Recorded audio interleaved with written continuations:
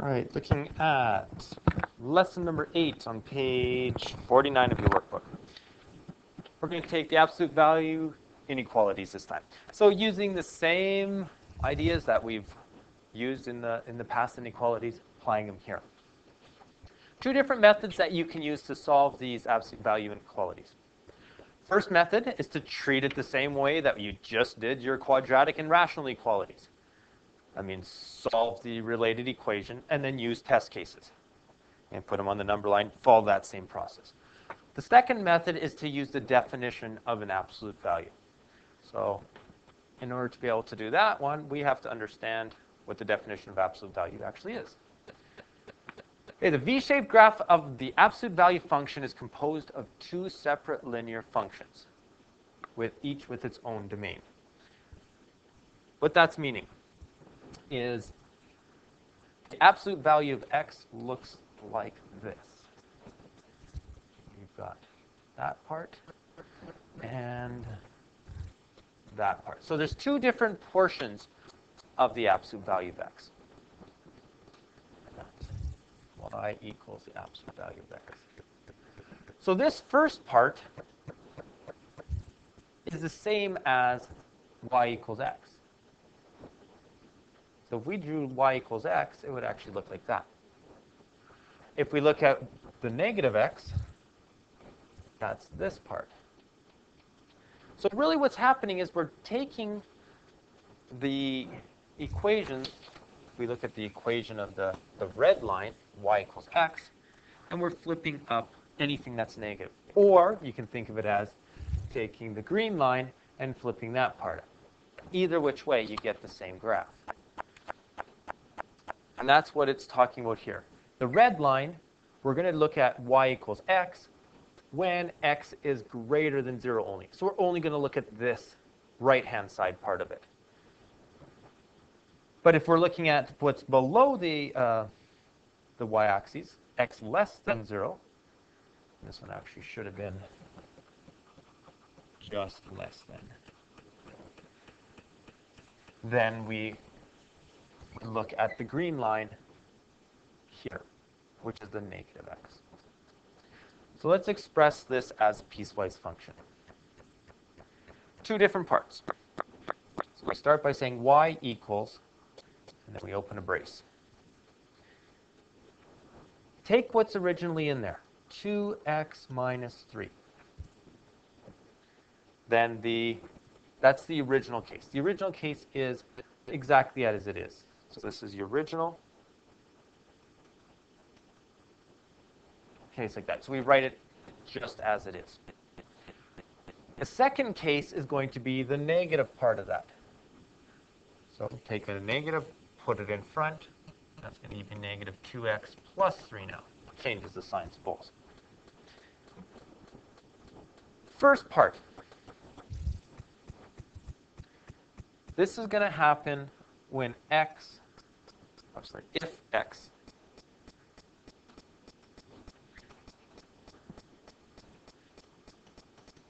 and we got to figure out what to put. Greater than 0, like where. So the way to go through it is to start by graphing the original. The original line would have been y equals 2x minus 3. This is the original, y equals 2x minus 3. So negative 3 as your intersection, or as your y-intercept. There's y equals 2x minus 3. We need to know where it's going to flip up. So the portion that we're going to flip up from this original graph is anything that's below the x-axis. So all of this gets flipped up from the hinge right here. Negative 3 was our original y-intercept. Positive 3 is where it's going to flip up to. So we need to know where that x-intercept is. That's what we're going to look for. X-intercepts when y equals 0. So 0 equals 2x minus 3. 3 equals 2x. X is equal to 3 over 2. There's this value. So where are we going to look at the blue line? What's originally above the x-axis? put that. The original is already above x-axis. That's the first case. The first case here is always what's already above the x-axis. Well, it's above the x-axis, anything to the right of 3 over 2. So if x is greater than or equal to 3 over 2. The first case is always going to take the equal to as well. This is the first case, which we like to call the positive case. And this always takes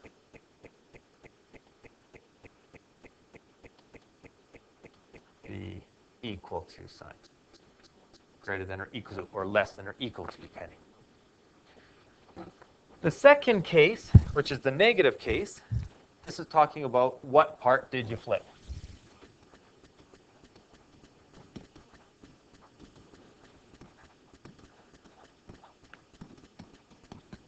What part was originally below the x-axis? Well, it was originally below the x-axis, less than. Oops, if x is less than 3 over 2. And we don't put the equal to sign on that one. The equal to sign went with the first case, the positive case. This is the negative case.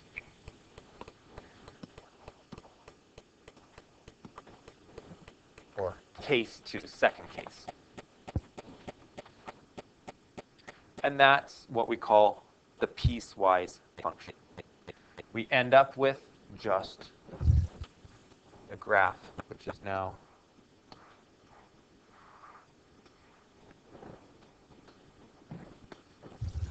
just this part there to there. So that's the actual answer, the actual graph. And this right here is your piecewise. So let's move it into now inequalities. Method number 1, like I said, was just follow what you did before. Let's make it step number 1, find our critical values. Find critical values. Okay, well, in order to find our critical values, the way that we solve it is by saying absolute value of x minus 6 equals 5. There's two cases. There's the case 1, positive. Case 1, positive case. And we have case 2, which is the negative case. Case 1, positive means take the absolute value out and just have a positive sign in front of the brackets. Case 2, the negative, is we take out the absolute value sign, but put a negative in front. So let's work through the first one. So we get x minus 6 equals 5. Let's add 6 and 6. We get x is equal to 11. There's our first critical value. Second one, you can either take the negative over to the other side or distribute it in. I'm just going to distribute it in because that tends to be what most people end up doing. Subtract your 6 over, and then divide by the negative 1. X equals 1. There's your second critical value. So you got two of them, 1 and 11. Do the same thing you've done before. Make your number line. Step 2. Number line. Step 2. Number line. And you've got 1. You got 11. Break them up. Pick your values. 0 to 12. Take those values, plug them into the original. You got to plug it into where it had the absolute value sign. So absolute value of 0 minus 6, less than or equal to 5. Absolute value of negative 6, less than or equal to 5. 6 less than or equal to 5. No, that is false. Not that section. And then we've got absolute value 2 minus 6, less than or equal to 5. Absolute value negative 4, less than or equal to 5. 4 is less than or equal to 5. That is a good to go one. And then we've got 12, 12 minus 6 less than or equal to 5. So value is 6. 6 is not, so we've got the middle part there, which is shaded in here. And then we got to decide, going back to the original, was the equal also? Yes, it was. So we put those dots in there. And then we write it as interval notation. So between 1 and 11. Method number 2. What we're going to do for method number 2 is this. Case number 1 is positive. This tends to be a little bit trickier for people to use. It takes less work, but it's a little bit trickier. Case number 1, the positive case. We've got to still deal with that. The way we deal with this is by saying this case is positive, and by positive we're meaning that x minus 6 is a positive number above 0, greater than or equal to 0. So whatever's inside here, in order to be the positive case, that is positive, okay, above 0. So then we solve for x greater than or equal to 6. Now we're going to solve it like regular. X minus 6 less than or equal to 5. Add the 6 over, so x is less than or equal to 11. We've got two parts here. We know that in this case 1, x is greater than or equal to 6, but it's less than or equal to 11. Well, that means from 6 to 11. We've got that interval. Now we go and hop over to case 2. This is the negative case. When we talk about something being negative, we're saying what's inside the absolute value, x minus 6, is less than 0. Solve for the x is less than 6. And now we solve it like regular. The negative, x minus 6, less than or equal to 5. Distribute the negative in, negative x plus 6, less than or equal to 5. Subtract the 5 over, negative x less than or equal to negative 1, x greater than or equal to 1. In case 2, the values of x is less than 6 and greater than or equal to 1. So we've got this as an answer. From 1 to 6, not including 6. Now we combine those two together. We've got from 1 to 6, not including 6, in union with 6 to 11. But wait a minute. If I'm saying I'm up to 6, not including 6, I'm down to 6, but including 6, that's really including all of that part. So that is not necessary to have written. I can combine those into 1 to 11. And it's the same answer that we got using the other method. I'll give you the heads up warning on this one. There might not be enough room to write what I'm going to do with this example number 2. This is a tricky, higher level type of a question. So right there, right now, this is a tricky one. It's definitely a higher level kind of a question. And you may need to listen to it a couple times to be able to get your head around what we're doing with this one. Okay, so now we're combining rationals and absolute value into the same question. Tough concept. So we've got to first of all kind of figure out where are our critical values on this one. Critical value is going to happen when the numerator is 0 or when the denominator is 0 here. So let's look at what happens when the numerator is 0. So numerator is 0 for x equals 0. And denominator is 0 for x equals -2. So we're going to set up these three intervals now here. So use these critical values for three intervals. And those three intervals are, if we looked at like on a number line even, from -2 and 0. There we go. So our three intervals are from -infinity to -2. Then we've got from -2 to 0.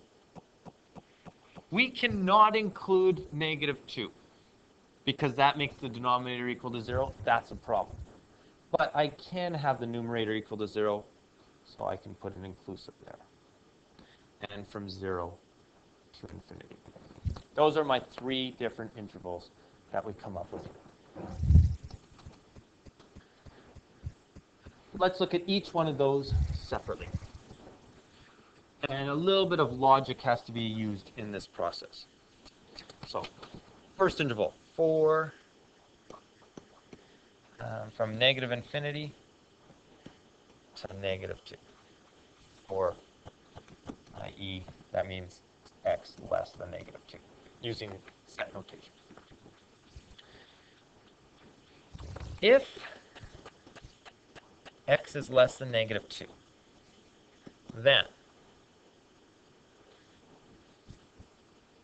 x is less than -2. X has to be negative. We have no choice. So then x is negative. Every number less than -2 is negative. So x is negative. And that then means, so the absolute value of x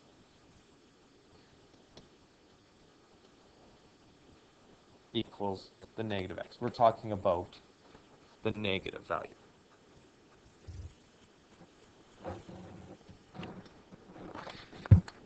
So what this is really meaning for this first part is that we're considering the negative case for the numerator. And you can think of it as that. When we're dealing with an x less than -2, the x is negative, so we're going to use this as the negative case.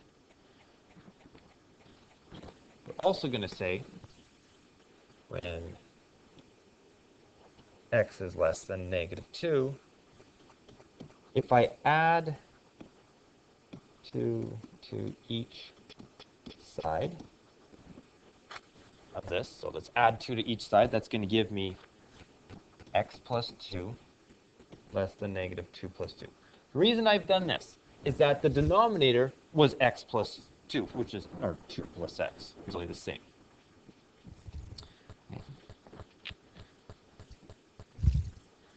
So that really means then that x plus 2, or 2 plus x, realize that that is also x plus 2,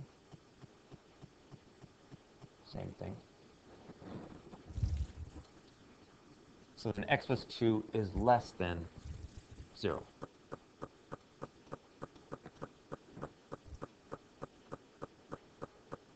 Which means it's also negative.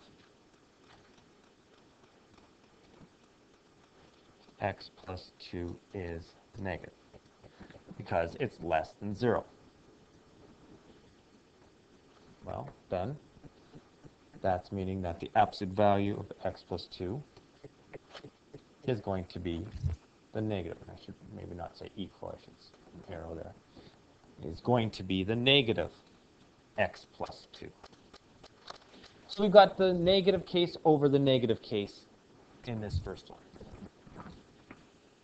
Then the absolute value of x over the absolute value of 2 plus x less than 1 is going to become the negative case over the negative case. So negative x over the negative 2 plus x. So all we did there is figured out that we're talking about the negative case. Because remember that every absolute value has a negative case and a positive case. In this interval, we're dealing with the negative case over the negative case. And now we just go through and solve it. So negative x is less than, oh, we got to flip the sign here because I'm multiplying. I'm going to multiply that to negative up and over. So, whoops, that's too big. Going to be greater than negative 2 plus x. And again, flip sign, since multiply by negative. And let's work it through. So we've got negative x greater than negative 2 minus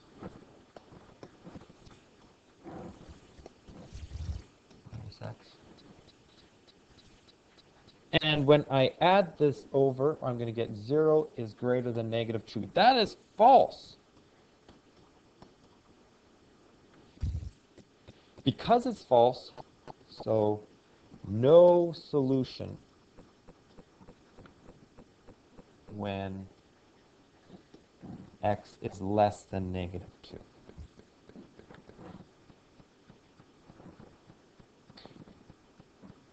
That's what we come up with from that first interval. There's no solution in that first interval. Let's look at the second interval. We're talking about for negative 2 to 0. And that's meaning in set notation, negative 2 to 0 value. All right, back through the logic part. For negative 2 less than x less than or equal to 0, we're saying now here that, oh, x is still negative.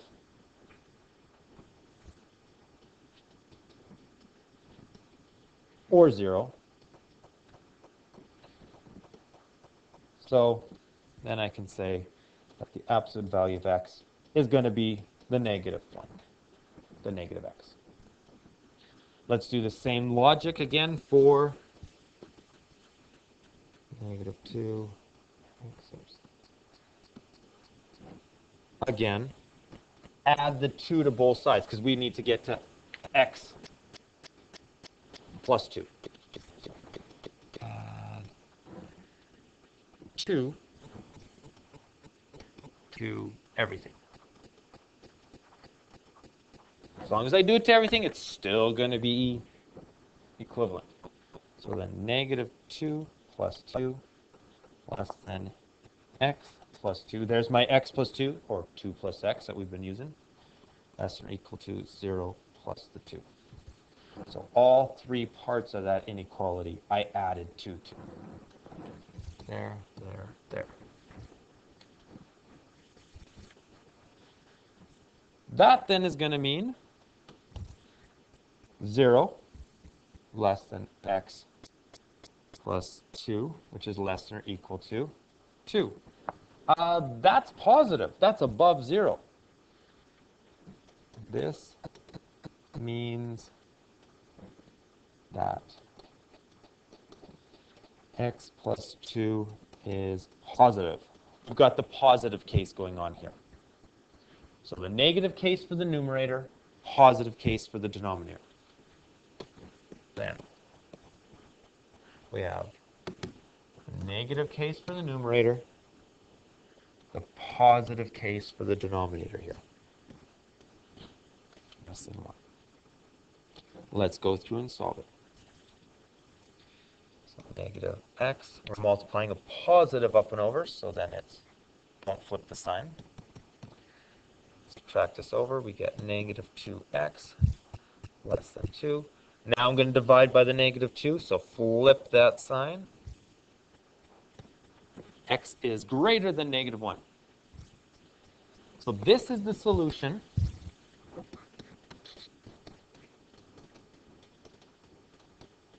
This is the solution in the set when -2 is less than x, which is less than or equal to 0. In that section. So I can say, okay, it has to be greater than -1, but within this section here from -2 to 0, I know that it has to be greater than -1. So x has to be greater than -1, but it also tells me it has to be less than or equal to 0 there. This is just a partial answer within this section here. Let's go to the third and final interval. See what happens within there. This is one that we're saying for 0 to infinity, or i.e. x is greater than or equal to 0. So for x being greater than or equal to 0, well, we know that that means that x is positive. So we're using the positive case for the numerator. So the absolute value of x, the numerator, is going to be the positive case, x. But if x is greater than or equal to 0, then I'll just do the same arrow that I did before. Add 2 to both sides.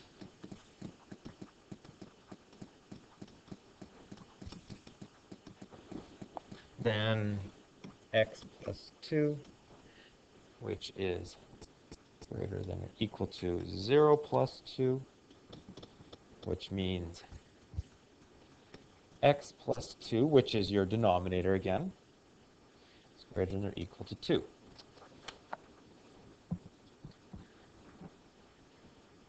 That's positive. So x plus 2 is positive. We're saying that it is greater than 2. That's a positive number, which makes absolute value of the 2 plus x going to be the positive 2 plus x. So we've got the positive case over the positive case in this one. And we're dealing with positive x over 2 plus x less than 1. Multiply the denominator up and over.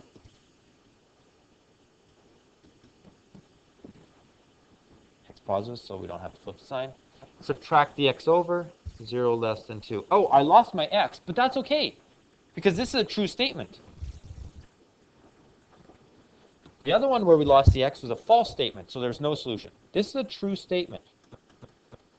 True statement. So,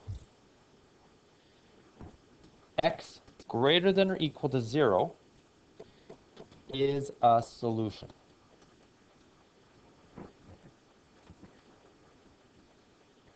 This is also a partial solution, which we'll have to combine with the second case there.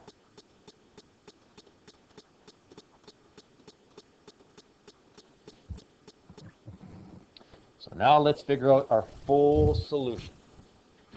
So the solution.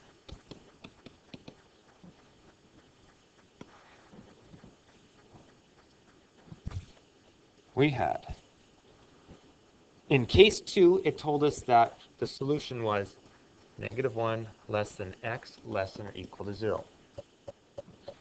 And in case 2, it also told us that x was greater than or equal to 0. So combining those two together, you've got x being greater than -1, less than or equal to 0, but also greater than or equal to 0. These two parts cancel each other off. So our answer is just x is greater than -1. or in interval notation, -1 to infinity. A little bit of a trickier type of a question. You may need, like I said, you may need to listen to that one a couple times and go slowly through it to let it sink in why we're doing each one of those three parts. And then go through back into your workbook, finish those up.